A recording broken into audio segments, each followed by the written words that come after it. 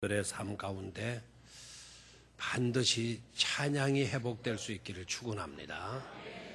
지난 주일날 유다로 들어갑시다. 유다 땅으로 들어갑시다라는 말씀을 나누었는데 사울 왕에게 우리가 쫓겨나는 그런 신세가 되었든지 괘씸한 아들 압살롬에 의해서 또 위기를 맞았든지 간에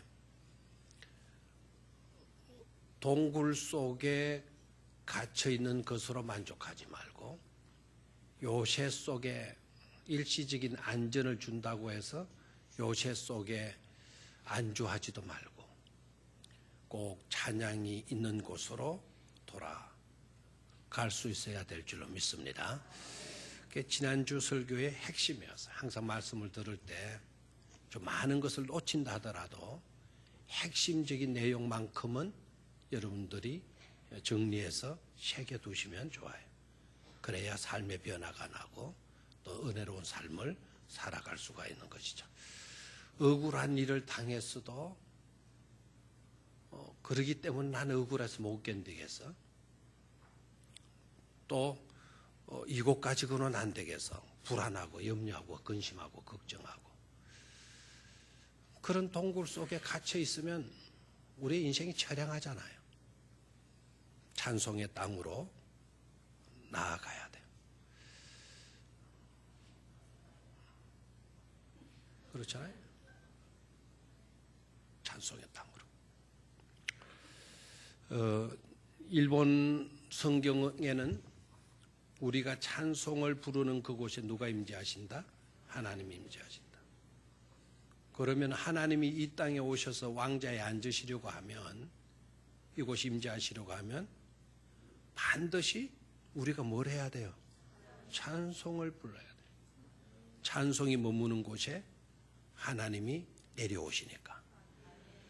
그래 하나님이 앉으실 왕자가 비어 있다라는 것은 우리가 찬송을 잃어버렸다는 거예요. 찬송을 잃어버려서 안 되는 이유는 찬송이 없기 때문에 보좌가 빌 수밖에 없다는 거예요. 왕자는 있지만 하나님이 임재를 안 하시니까. 그래서 올 한 해 동안은 무엇보다도 찬양을 회복해서 그 찬양이 있는 그곳에 꼭 하나님이 오심으로 우리를 다스려 주셔야만 될 줄로 믿습니다. 우리 모두는 다 유다가 되어야 될 줄로 믿습니까? 유다 지파가 되어야 돼요. 우리는 그런 사명이 있어요. 유다 지파의 사명이 찬송해야 될 사명 아닙니까? 그런데 안타깝게도 그 당시에 유다 지파는 하나님 모시고 왕이 돌아오는 것을 못마땅하게 여겼는지 주저하고 있었단 말이에요. 책망 들었어요. 왜 왕이 돌아오시는데 너는 왜 머뭇거리고 있느냐? 찬송 지파가 머뭇거리면 되냐? 찬송해서 왕이 들어와서 왕자에 앉으시도록 해야 되지 않냐? 책망 들었어요. 우리는 그런 책망 듣는 자가 되어져서는 안 될 줄로 믿습니다. 꼭 한 해 동안 뭐를 회복합시다? 찬송을 회복합시다. 찬송 회복하면 하나님이 임재하셔서 누구를 다스려 주신다? 우리 교회를 다스려 주신다. 아멘입니까? 옆 사람에게 찬양을 회복합시다. 올 한 해 동안 꼭 찬양을 회복합시다.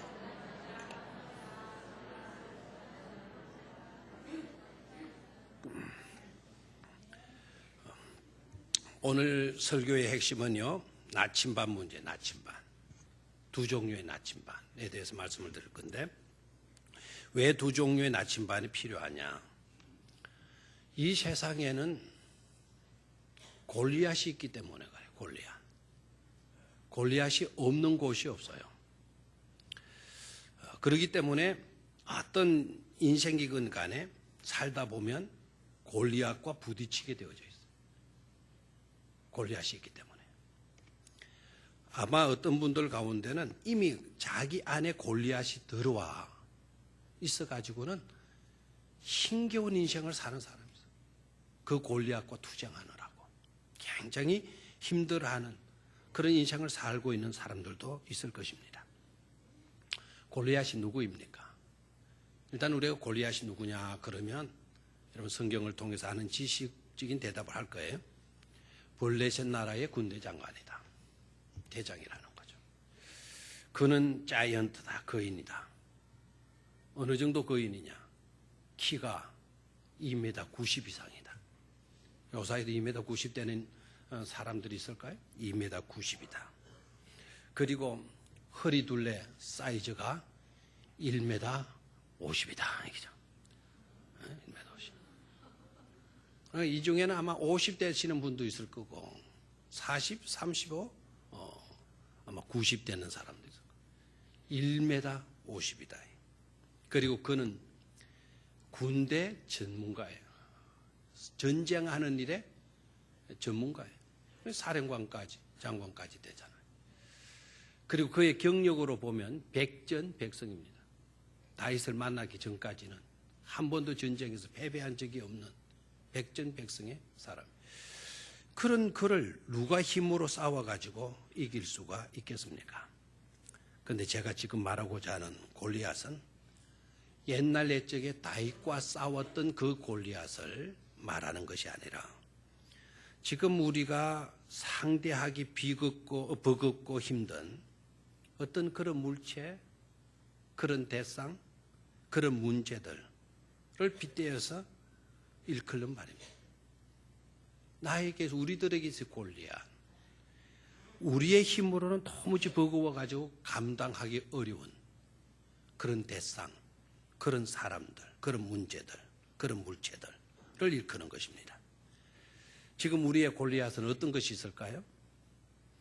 가장 심각한 골리앗은 죽음이라고 하는 골리앗 아니겠어요? 전 인류가 안고 있는 이 골리앗, 죽음이라는 문제. 죽음과 싸워가지고 이기신 분은 예수 그리스도밖에 없어요. 죽음의 문제. 이 문제 앞에 우리는 탄식할 수밖에 없는 이 골리앗 때문에. 또한 우리가 안고 있는 골리앗의 문제는 이별이에요. 이별이라고 하는, 이별의 슬픔이라고 하는 골리앗이에요. 사랑하는 이를 보내야 하고 사랑하는 이를 떠나보내야 하는 슬픔. 이 슬픔도 골리앗 아닙니까? 그 이별이 생이별이든 사별이든 그 슬픔과 싸워 이기기란 것은 정말 버거운 것이에요. 또한 지금 우리가 안고 있는 골리앗의 문제는 약점이죠. 약점 때문에 늘 열등의식에 사로잡혀요. 약점 문제. 이게 어떻게 고쳐질 수가 없는 거예요. 이 약점의 문제. 이 약점이 또 심각한 문제가 되는 것은 사람들의 누구나가 있는 그 약점을 사람들도 이용을 해요. 사람들도. 그 약점을 노리는 거예요. 못된 사람들이죠. 무엇보다도 약점이라고 하는 골리앗이 무서운 거는 그 약점을 누가 노리느냐? 사탄이 노린단 말이에요. 사탄이 그 틈타서 그 약점으로 틈타서 교두부를 삼고요. 거기에다가 자기 울타리를 치고 자기 영역으로 구축을 하는 거예요. 그러니까 힘들 수밖에 없어요. 그 약점을 극복하기라는 건 여간 힘들지 않은, 어렵지 않을 수 없는 그런 골리앗의 문제예요. 그리고 죄책감이라고 하는 골리앗도 있잖아요. 죄책감 있으면 우린 떨 수밖에 없어요. 불안할 수밖에 없죠. 어떤 일을 좀 해보려고 해도 네 같은 게 뭐 하는 이런 사탄의 속삭임이 항상 들리는 거예요. 죄책감의 문제, 심각한 골리앗의 문제가 아닐 수가 없습니다. 그것뿐입니까? 건강상 연약함의 문제, 또 경제상 빈곤함의 문제, 가난 때문에, 가난한 것 때문에 처자식을 굶겨야 하고 이 엄동설한인데도 옷까지 하나 사입힐 수 없는 그런 가난의 문제가 있다면 그건 골리앗이잖아요. 그리고 실패라고 하는 골리앗도 있죠. 실패. 정말 잘해보려고 했는데, 정말 성공해보려고 했는데 본의 아니게 정말 노력도 했고 했는데 주변 상황들이 너무나 나쁘게 돌아가는 일로 본의 아니게 실패했어요. 다시 일어서기라는 것은 굉장히 힘들죠. 그래서 이러한 골리앗의 문제들 때문에 인생들은 쩔쩔맬 수밖에 없고 절망할 수밖에 없어요. 그래서 한마디로 인생은 고해다. 아주 고달픈 바다와 같은 것이다. 라는 말이 나오기도 했잖아요. 그러나 우리가 반드시 놓치지 말아야 할 놀라운 일이 있어요. 아주 중요한 사실 하나가 있잖아요. 그것은 바로 뭔가 하니까 골리앗이 이 세상에 없는 곳이 없듯이 이 세상은 어디에나 또한 하나님이 계신다는 사실이에요. 하나님이 안 계시는 곳은 이 세상에 그 어디에도 없어요. 시편 139편의 말씀을 읽어보면 엄부로 내려갈지라도 그곳에도 계시는 분이 계시더라. 그분이 누구시더라? 하나님이시더라. 이 세상 어디에도 하나님이 안 계시는 곳이 없으십니다. 이게 우리를 복되게 해주는 중요한 사실 아닙니까? 왜 예수 그리스도가 이 땅에 육신을 입으시고 오셨습니까? 예수님께서 이 땅에 오신 중요한 이유가 바로 뭡니까? 전 인류가 안고 있는 그 모든 골리앗을 무너뜨리기 위해서 예수님께서 친히 이 땅에 오셔서 우리와 함께 하시는 줄로 믿습니다. 그러므로 어디서이건 우리는 그 하나님을 만날 수가 있고 그 하나님을 만나게 되면 골리앗의 문제는 해결될 수 있다라는 거예요. 분명한 사실이 정리되잖아요. 이 세상은 하고 보면 절망도 있고 뭐도 있다? 희망도 있다. 절망과 희망이 공존하고 있는 세계가 바로 우리가 살고 있는 이 세상이다 하겠습니다. 그러기에 중요한 것이 있잖아요. 그러기에 중요한 것이 바로 뭔가 하니까 나침반이에요. 나침반. 우리가 어떤 나침반을 가지고 사느냐 하는 이것이 우리 인생을 결정짓는 거예요. 사람들은 나름대로 자기가 가지고 있는 나침반이 가리키는 대로 자기의 방식의 삶을 살아가고 있잖아요. 그러니까 그 나침반이 인생을 결정해요. 그래서 중요한 게 나침반이죠. 나침반. 나침반이 중요한 이유는 한마디로 삶의 방향을 잡아주기 때문에 그래요. 여러분 우리가 살아가는데 중요한 게 여러 가지 있겠지만 정말 주로 가는 핵심적인 주제로서 중요한 거는 방향의 문제 아니겠어요? 방향. 어떤 사람은 인생은 열심히 살아야 돼요. 열심히 살아야 돼요. 부지런히 살아야 돼요. 열정적으로 살아야 돼요. 잽싸야 돼요. 그래서 속도를 중요시하고 열정을 중요시하고 끊임없는 최상의 노력을 중요시하지 않습니까? 그러나 여러분 아셔야 합니다. 속도보다 더 중요한 것이 있어요. 열심히 달리는 것도 중요하지만 더 중요한 것이 있어요. 그건 바로 뭡니까? 방향이에요. 방향. 열심히 사는 것도 중요해요. 열정적으로 사는 것도 중요해요. 최선 다해서 노력하면서 사는 것도 중요해요. 그러나 그보다 더 중요한 것이 있는데 그게 바로 뭡니까? 그게 바로 방향이에요. 여러분 열심히 노력했어도 열심히 열정적으로 살았어도 속도를 내는 그와 같은 인생을 살았어도 방향이 틀어지면 속도도 열정도 노력도 무의미한 것이 되고 말지 않습니까? 근데 중요한 게 바로 뭡니까? 나침반이 중요하다. 방향을 제대로 설정해 줄 수 있는 나침반이 중요한 것이다라는 거예요. 이 세상은 그래서 나침반이 있잖아요. 그 나침반이 없는 데가 어디 있어요? 군대 가보면 나침반의 중요성 군대 가면 절실하게 느끼죠? 해군에도 나침반이 있어요. 육군에도 나침반이 있어요.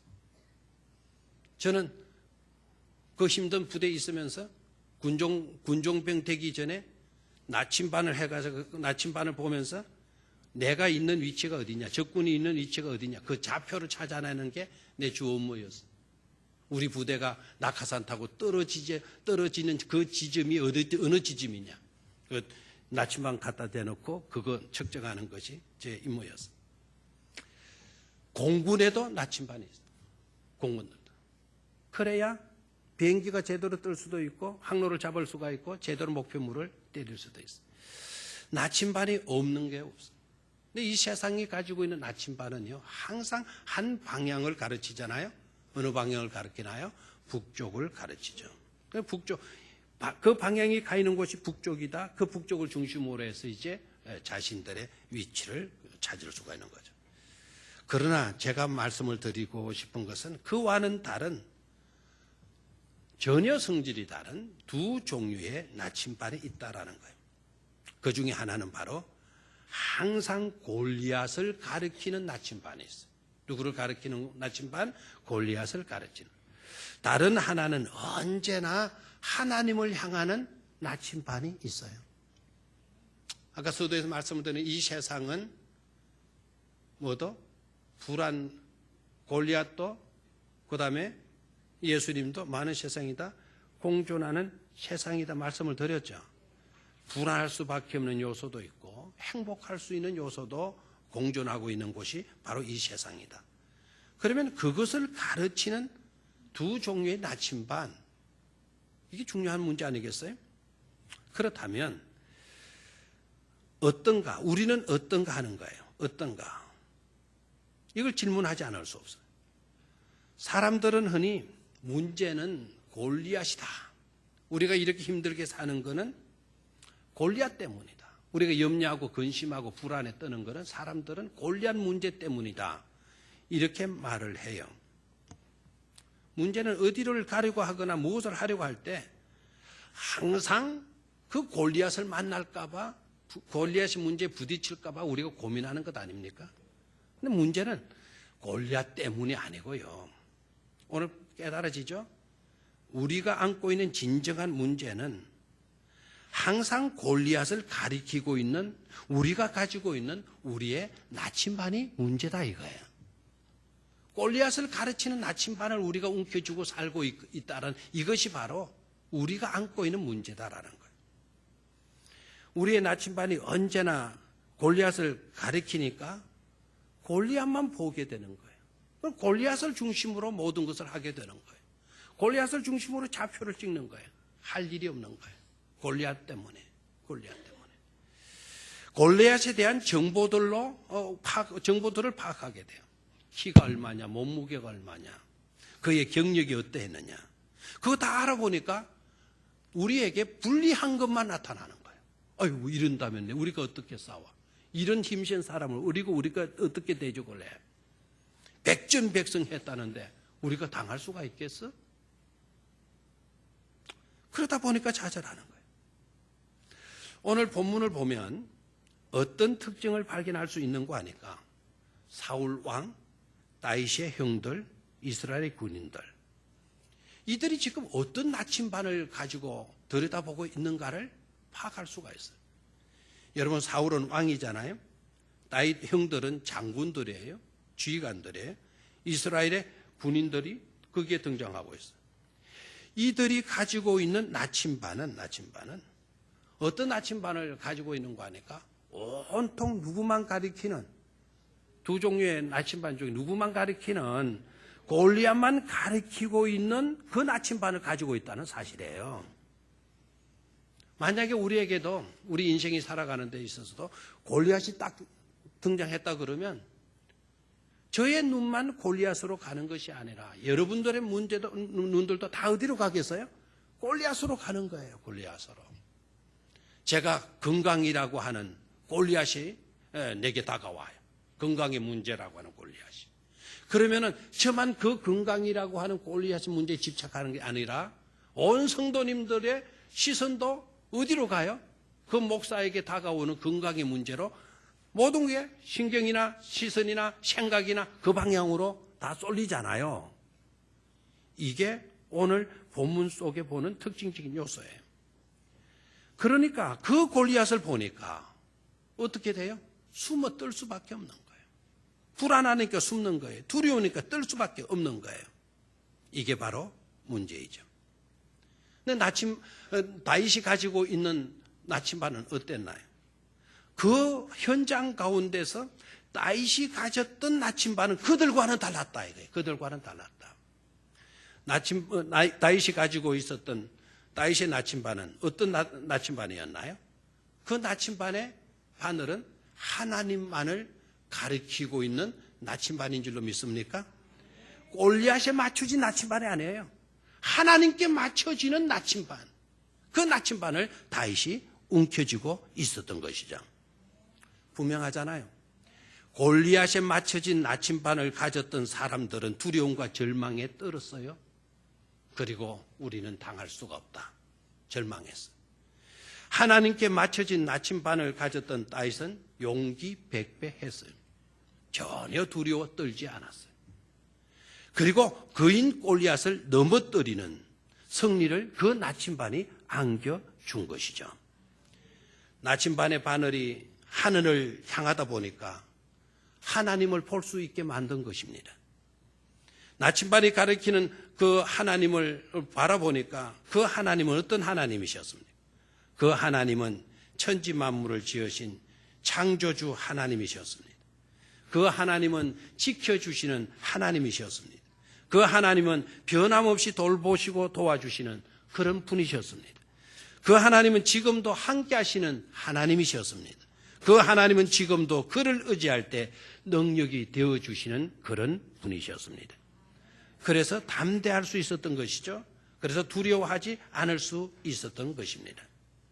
그렇다면 오늘 성경이 우리에게 주시는 메시지가 바로 뭡니까?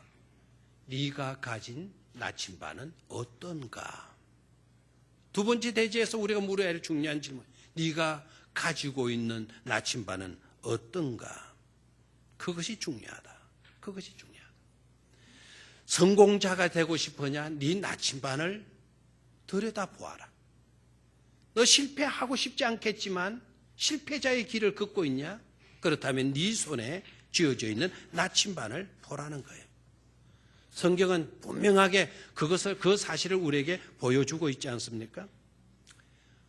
혹시 억울한 일을 당하였습니까? 그래서 살 의욕이 없어집니까? 그리고 분합니까? 그렇다면 요셉을 생각해 보십시오. 요셉만큼 억울한 일을 당한 사람이 어디 있겠어? 인신매매 당했죠. 억울한 누명을 썼죠. 애매한 감옥 생활을 3년이나 해. 얼마나 억울해. 그런 억울한 일을 당하였어도 요셉은 총리 대신이 돼요. 한 번도 인생을 비관한 적이 없었어. 낙심하거나 자살하거나 포기해야 되겠다. 그런 생각하지 않았습니다. 그런 억울한 일을 당하였어도 그는 총리가 됐어요. 기쁘게 살았어요. 행복하게 살았어요. 불만하지 않았어요. 불평하지 않았어요. 남 해치지 않았어요. 끝까지 지켜주었어요. 그 비결이 바로 뭡니까? 그의 나침반이 누구를 가리키고 있었기 때문이다. 하나님을 가리키고 있었기 때문이다라는 거예요. 여러분 실수를 했습니까? 거듭 실패 때문에 더 이상 용기가 생기지 않습니까? 그렇다면 베드로를 바라보시기를 바라요. 베드로만큼 실수 많이 한 사람도 없잖아요. 베드로는 입만 열었다 하면 실수해요. 그럼 베드로는 입 닫고 있으면 본전치기 하는 사람. 입만 열었다 하면 실수해요. 그러나 그럼에도 불구하고 그가 사도가 되었잖아요. 수많은 실패의 연속이 있었지만 베드로의 나침반은 부활의 주님을 가리키고 있었기 때문에 사도가 될 수가 있었던 것입니다. 얼마든지 실수했어도 잘 될 수 있다는 사실이죠. 여러분 지난날 삶이 너무 허물 많은 그런 삶을 살았습니까? 그래서 부끄럽습니까? 사람 만나기가 두렵습니까? 자신도 모르게 대인기피증에 사로잡히고 있습니까? 그렇다면 신약 성경에 등장하는 사마리아 여인을 생각해 보시기를 바라요. 그는 5번 결혼을 했던 사람, 5번 다 실패했어요. 지금 한 남자와 살고 있지만 그 남자도 떳떳하게 내 남편이라 말할 수 없는 그런 인생을 살았어. 실수, 허물 너무 많아요. 그러나 그럼에도 불구하고 그 여인은 첫 번째 예수님으로부터 파송받은 선교사가 되잖아요. 선교사.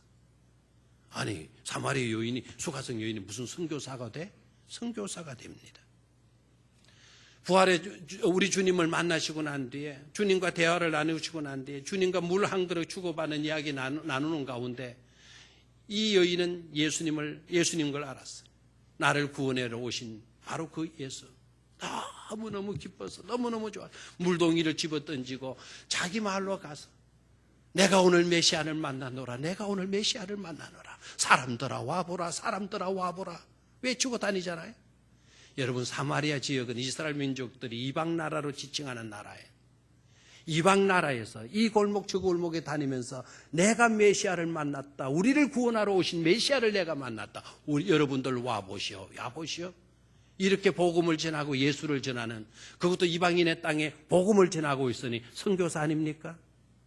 어떻게 그 여인이, 그렇게 허물 많은 여인이 첫 번째 선교사라고 하는 이런 영광, 이런 기쁨, 이런 행복을 누릴 수 있었나요? 이제까지 세상 남자들, 이제까지 세상을 가리키는 나침반을 움켜쥐고 있다가 주님을 만나는 순간 그 나침반 버리고 주님을 향하는 나침반을 손에 쥐었기 때문인 줄 믿습니다. 우리의 나침반이 하나님을 가리키고 예수님을 가리키면 문제는 해결된다는 것입니다. 골리앗을 때려 눕힐 수 있다라는 것입니다. 삶의 변화가 오고 축복된 삶으로 살아갈 수 있다라는 것입니다. 하나님께서, 예수님께서 그렇게 해 주시기 때문인 것이죠. 실패했던 인물들은 왜 그렇습니까? 사울 왕, 처음에는 겸손했잖아요. 신분이 높아진 사람 아니었습니까? 그런데 이 사람이 교만병에 들어가면서 나침반이 달라지기 시작했어요. 기도하는 사울을 만날 수가 없어요. 순종하는 사울을 볼 수가 없어요. 이해해주고 세워주고 지켜주는 사울을 볼 수가 없어요. 좋은 말 하는 사울을 볼 수가 없어요. 오히려 시기하고 남을 낮추려고 하고 불만하고 불평하고 죽이려고 했어요. 왜 그렇습니까? 하나님을 향하는 나침반을 던져버리고 시기심, 원망, 불순종, 교만이라고 하는 그것을 가리키는 나침반을 움켜쥐었기 때문인 것입니다. 가룟 유다는 왜 배신자가 됩니까? 주님을 따랐던 제자 아닙니까? 12사도 명단에 들어 있었던 인물 아닙니까? 그렇게 주님께로부터 신임 받아서 재정까지 맡았던 그런 제자 아닙니까? 그러나 주를 향했던 나침반이 주님이 고난 받으신다, 주님이 죽으신다 이런 이야기 들으니까 난 출세하라고 주님 따라하는데, 난 잘 되려고 주님 따라하는데 주님이 저렇게 죽으신다면 난 뭐가 되느냐? 때가 늦기 전에 본전이라도 찾아야 되겠다. 그래서 그의 나침반이, 주를 향했던 나침반이 돈으로 향하기를 시작해요. 그렇게 주님은 그를 챙겨주었는데, 그렇게 주님은 그를 감싸주었는데, 그렇게 주님은 그에게 잘해주었는데, 그렇게 주님은 끝까지 그를 사랑해 주시고 계셨는데, 그런 주님을 배반하고 은30 받아 챙기고 예수를 팔아버리지 않습니까? 결국 양심의 가책을 받고 자살해 버리고 말죠. 바울을 그토록 열정적으로 따라다녔던 사람이 누구예요? 데마예요.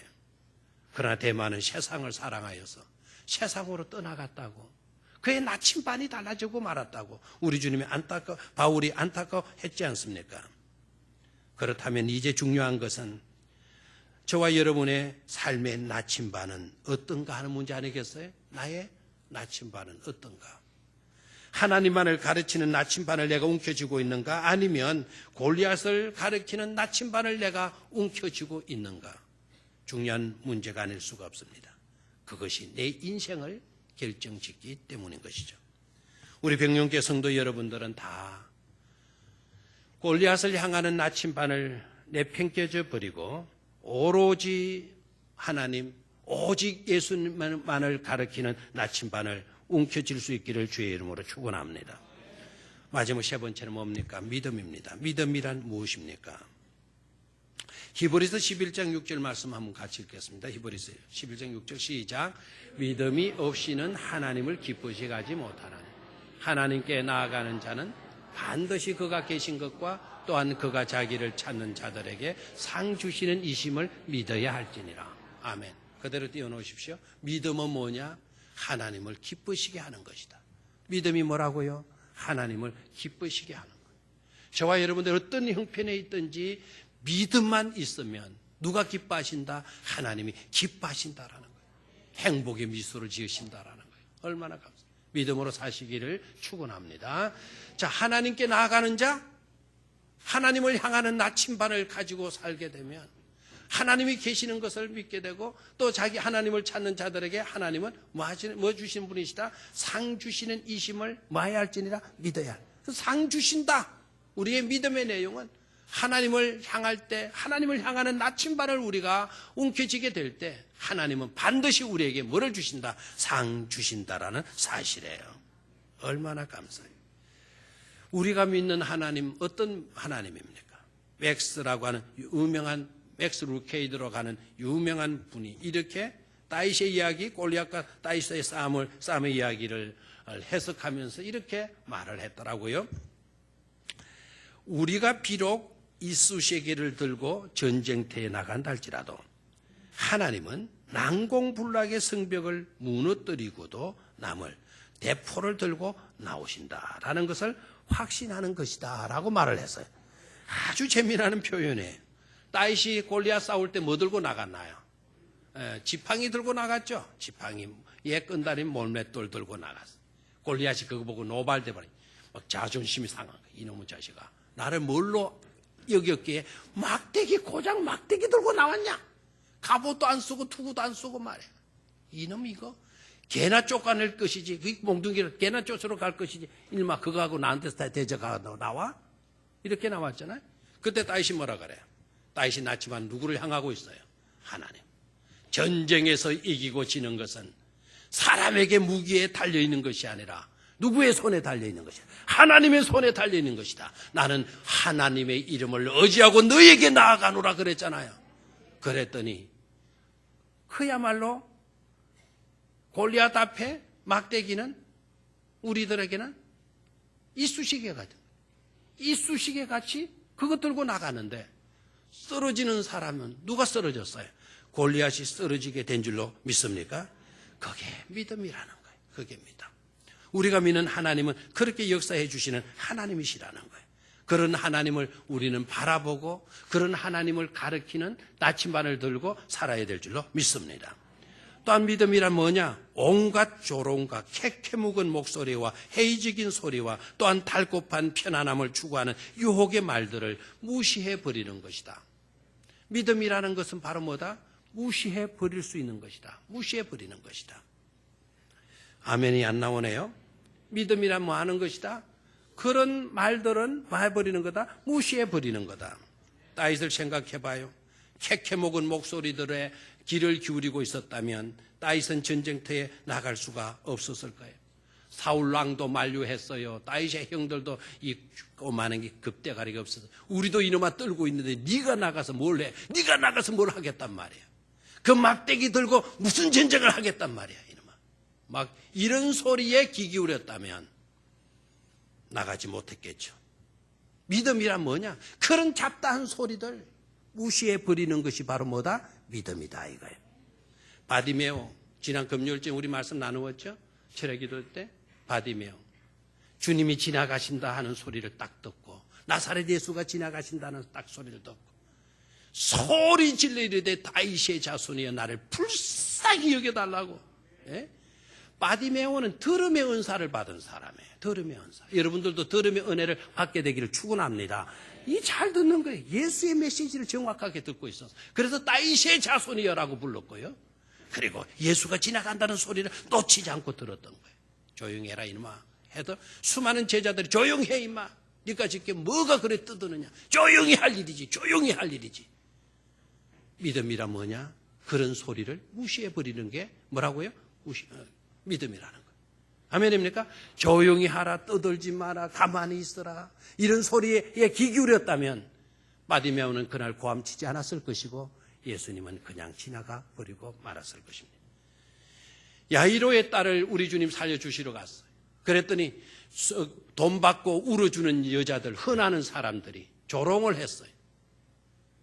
이미 딸이 죽었는데, 아이가 죽었는데 무슨 아이가 살아난다고 저래. 조롱했잖아요. 예수님이 그런 조롱 듣기 싫고 그런 조롱 들어서 기분 나쁘다고 돌아가셨다면 야이로는 감격에 놀라운 기쁨을 놓치고 말았을 거예요. 예수님은 그런 조롱의 말들, 비웃는 말들 아랑곳하지 아니하고 야이로의 싸늘하게 지고 있는 12살밖에 안 된 그 천진난만한 아이의 죽음 앞에 가서 탈리타 쿰 해주셨잖아요. 소녀야 일어나거라. 조롱의 말을 무시하고 못 들은 체하고 우리 주님은 나아가서 달리다쿰 해주셨기 때문에 그 소녀도 살아나고 비통함에 빠져 있었던 아버지가 감격의 눈물을 흘리게 된 줄로 믿습니다. 베드로의 간청, 주님 그리하지 마십시오. 왜 고난 받으셔야 합니까? 주님은 영광을 받으셔야지 왜 고난을 자초하신단 말입니까? 가지 마십시오. 얼마나 위하는 말이고 얼마나 격려의 말입니까? 그러나 우리 주님 뭐라 그랬어요? 사탄아 내 뒤로 물러가라고 외치지 않았어요? 그런 말에 귀 기울이지 않았다라는 거죠. 그런 말은 무시해버렸다라는 겁니다. 예수님께서 십자가에 못 박히실 때 어땠습니까? 수많은 무리들이 조롱하시지 않았어요? 네가 인류를 구원하기 전에 네가 거기에서 내려와 봐라. 네가 내려오면 네가 우리를 구원하러 온 주라는 걸 우리가 믿겠다. 조롱하면서 했잖아요. 침을 뱉어가면서 그랬잖아요. 우리 주님 그런 소리 듣고 괘씸하다 이놈 그래 한번 봐라 해가지고 훌쩍 뛰어내려왔다가 봤지? 가고 다시 올라갈 수도 있잖아요. 그럼 우리 주님 그렇게 하지 않아. 그런 조롱의 말, 침뱉는 모욕적인 일들이 다 무시하고 하나님께서 뜻하신 바를 걸어갔기 때문에 저와 여러분의 구원도 이루어지게 된 줄로 믿습니다. 승리자의 삶을 살아갈 수 있게 된 것 아닙니까? 그러니까 믿음은 뭐 하는 것입니까? 듣지 말아야 할 말들을 무시해버리는 겁니다. 이성의 말, 경험에서 비롯된 말, 사람의 방법으로 비롯된 말, 사람적인 인간적인 계산으로 주어진 말들, 그런 말들은 다 무시하고 오로지 말씀을 쫓아 따라 사는 삶이 그게 바로 진정한 뭐가 된다? 믿음이다라는 것입니다.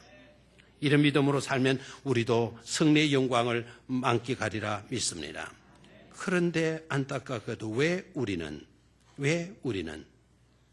조롱하는 말들에 솔깃솔깃하는지, 그런데 왜 우리는 멸시하는 목소리에 신경들을 그렇게 쓰고 있는지, 그런데 왜 우리는 하나님의 주님의 음성을 들을 수 있는데 왜 엉뚱한 믿음 없는 이들의 말에 귀를 기울이고 있는지.